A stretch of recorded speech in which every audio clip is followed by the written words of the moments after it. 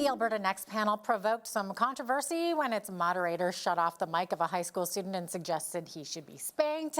Also, thousands of teachers across Alberta could go on strike Monday after they voted overwhelmingly to reject a tentative agreement. And the province announced it will disperse $150 per week to the parents. So here with more details about all of it is Tyler Dawson, the Alberta correspondent for the National Post. Tyler, welcome back. Thanks for having me. Okay, so Tyler, as mentioned, Monday, thousands of teachers across the province could strike, which would affect millions of families because unlike in previous strike situations when teachers were negotiating with the individual school boards, this one is province-wide, right? Yeah. The way it sort of worked in the old days was that teachers at individual schools and in individual districts negotiated with their local school board. So, yeah, you did have a big strike, I think, back in 2002, but I think that was just the Edmonton area teachers. It wasn't the entire province. This time, we're looking at, I think it's about 51,000 teachers who are going to go on strike across all school systems in the province. So, pretty big deal, and something obviously that's going to have some pretty significant consequences for families who are, going to have to scramble to find childcare or take some vacation time to not go into work, to stay home to take care of the kids, that kind of stuff. So, um, still a little bit of time. The Wednesday evening, we've got a couple days left, but there's not any negotiations planned, meetings planned, as far as we've heard, between the union and the provincial organization that negotiates this stuff. So it does look pretty certain that there's going to be a strike on Monday. Wow, the kids have been through so much with COVID and the parents as well, but teachers as well, right? What are some of their sticking points that they're just not willing to budge on that agreement? I know it was very similar to the last agreement with just a few little, extra, I guess, contentions or whatever, but yeah. Yeah. The sticking point seems to be, sort of over the usual stuff, really, wages to some extent, and classroom sizes. On the other hand, the teachers I know have been asking for a cap on classroom sizes, whereas the government was saying that it was going to hire new teachers to try and, reduce classroom sizes that way. The latest agreement, I think, had a 12% wage increase over the next 4 years, I believe it was. But the teachers have said, look, inflation's a lot closer to 20% than it is to 12%. And they've also pointed out that, yeah, 3,000 new teachers is great, but with 2,500 schools in the province, that's, one and a half teachers, less than one and a half teachers per school kind of thing. So despite the fact that there doesn't seem, it's not totally clear to me exactly what the sticking points are beyond some pretty significant wage changes and this idea of capping classrooms. But certainly that's enough. They're far enough apart, and the teachers are pretty overwhelmingly opposed to the deal that was put to them last week. About 89.5%, I think, of Alberta's teachers that voted, and I think about 94% of the teachers themselves voted. So, very good representation of the province's teachers have rejected that deal. So they're in the union's in a strong position in terms of what its membership wants. Whether that translates into a strong position once the strike begins, of course, is a bit of a different question. But certainly a strong mandate going into this strike. For sure. And then additionally, we have the province announcing that it's going to be dispersing this $150 per week to families with kids, what is it, under the age of 12, right, who will no longer be in school. Yeah, and so I guess the idea is that that'll help defray some of the costs that would be associated with kids no longer being in school if they need to go to daycare or something like that, or parents need to take time off work. And they're basically saying, look, we've got this money because we're not going to be paying for school in this, however long this strike goes Using on. So that that's, opportunity to make sure that they say that. yeah, exactly. And there's also going to be, lesson plans that go home and that the province sends out and things like that. So there'll be a little bit of policy and money coming from the province to smooth over some of the rough transition here. All right. Okay, moving on to another big controversy here. So the Alberta Next panel, it provoked some controversy when moderator Bruce McAllister, who is Danielle Smith's executive director, suggested that a high school student who had asked a question should be spanked for doing so. So Tyler, please explain what happened here. What did the student ask that provoked such a response? Yeah, so the student was asking about education and basically education funding, and I suspect they were asking about money that was given to private and charter schools in the province. But actually, we never heard the question because the moderator cut him off. He'd sort of started out by introducing himself, saying, "I'm a high school student. I'm concerned about education and the teachers' strike." And then he started asking, "So why are you handing out four," and presumably saying 400 and some billion, or million, I should say, and was cut off. And McAllister then went on to say that the question was off topic and wasn't really making any sense. And people in the audience sort of booed. This was in Calgary, by the way, on Monday night. People in the audience were not very happy at that. And then he said, "You should be sort of put over your parents' knee," is what he said to this student. So, um, not the most tactful, I think. Pretty much everyone agrees. And McAllister himself actually apologized on Tuesday for the remarks that he made. And Danielle Smith was asked about it too, and she said McAllister's apologized, and that's kind of the end of it as far as she's concerned. So a bit of a controversy to finish off the Alberta Next panel, because of course they're done now. Monday's was the last one. And What a and I note should to say, end on. through yeah, well, exactly. And throughout all of this, McAllister has been kind of an interesting presence at these meetings. He's been quite outspoken. He's sort of browbeaten some of the people who've spoken.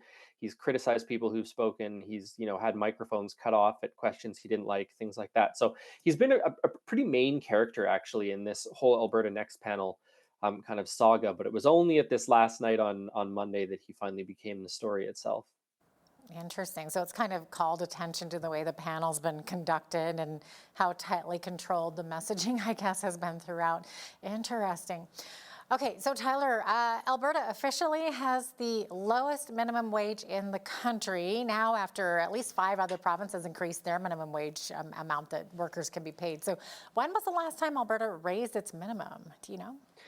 The last time was in 2018 when Rachel Notley was still premier, and it hasn't gone up since. We're just barely the lowest for what it's worth. Saskatchewan, I think, has gone up to $15.35, and Alberta is still at $15. So we are the lowest, but only by about 35 cents. But at a time of people are struggling to pay the bills and things like that. Certainly, there's been some attention paid to minimum wage in the last little while, and the province seems to have absolutely no interest in increasing it. Danielle Smith was asked about it the other day, and she said basically that Alberta has other advantages that other provinces don't have, including no provincial sales tax, so higher wages aren't needed, higher minimum wages aren't needed. And she also said that to increase minimum wage would sort of burden business and things like that, which could further Yeah. make worse the sort of unemployment crisis that's happening, especially among young people in the province. So very little appetite, from what we can see on the part of the province, to actually change this. So I wouldn't expect that to change anytime soon. And the other thing to note is Alberta actually has a split minimum wage. For people under the age of 18, the minimum wage is actually $13, not $15. So you would think that if a business was concerned about saving a couple bucks, they might decide to hire someone under the age of 18 to pay a little bit lower of a wage, and that might help some of those youth unemployment numbers. But not looking that way currently. Right. No, it's good that they have a separate minimum wage for youth, for sure. Minimum wage was never really meant to be a living wage. So, in that sense, very interesting. Tyler, on Wednesday, Premier Smith announced a proposal for a new pipeline. Are you able to give us any details about this? Yeah, it's a bit of an interesting thing. We're all kind of looking at this and thinking, "Oh, we're getting a full new pipeline announcement, and there's going to be a company behind it and all this kind of stuff, right?" That wasn't exactly what happened. So what they are doing is pulling together an advisory group that involves 3 other pipeline companies, a bunch of sort of Indigenous experts and Indigenous people, and the Minister of Indigenous Relations, and a bunch of other sort of industry experts. And what they're going to do is plan and propose a route for a pipeline to be built from Alberta out to the West Coast. What they're then going to do is take that proposal to the federal government, which of course is looking for major infrastructure projects, major nation building projects that it wants to get rushed through, and say, "Look, here's a great proposal for a pipeline. Here's where we think it could go. We've already begun the consultation with communities and Indigenous groups along the route. Fast track this approval. Let's get this thing built." That seems to be what's going on.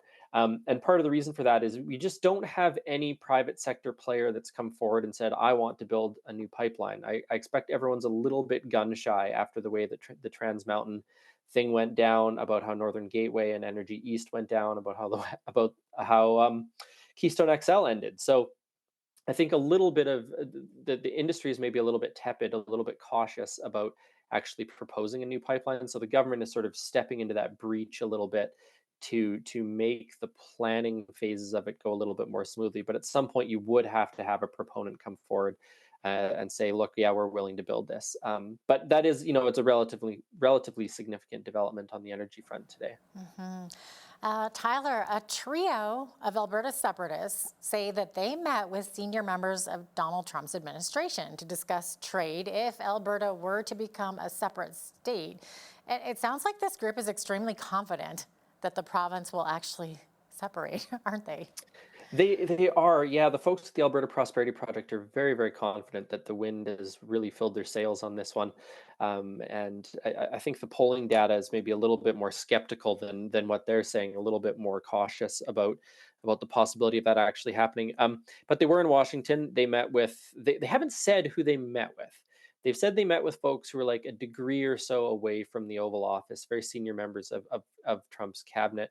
Um, but we don't know who they are. They haven't said who they are. They haven't really truly said what they talked about.